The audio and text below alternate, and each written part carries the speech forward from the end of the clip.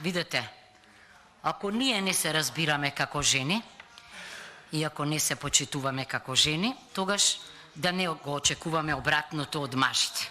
Тогаш е тоа навистина Сизифов потват. Видете, колешке, не ми е јасно, велите гол илузионизам бил предлогов. Бре, каков илузионизам? Вие зборувате за правен илузионизам. Не е ова гол илузионизам, ова е реалност.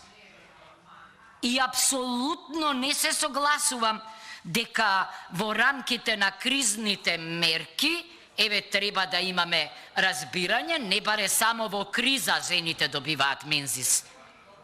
Па каква антикризна мерка нас ни треба ерга омнес дејство на законот? Секогаш и секаде и за секоја жена.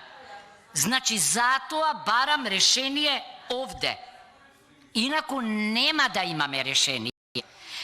Договоривме дека заменик министерот, повторувам, ќе предложи решение. Скратена постапка, нека не биде за еден ден, нека биде за една недела. Меѓутоа, законот е неправичен. Колку пати повторив. Неправични закони се лоши закони. Значи, дајте еднаш да направиме консензус.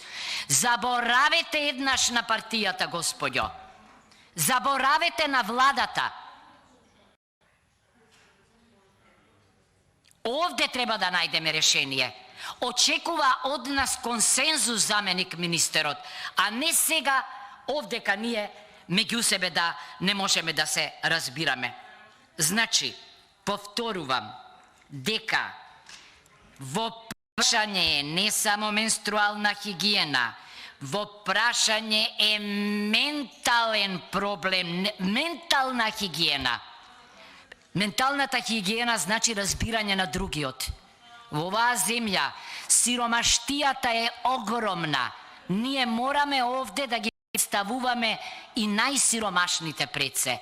Затоа, не до вас, до заменик министерот уште еднаш, ве молам, предложете форма, предложете закон, предложете амандман, предложете мерка, која што ќе ја прифатиме за да излеземе од овде еднаш со заедничко решение.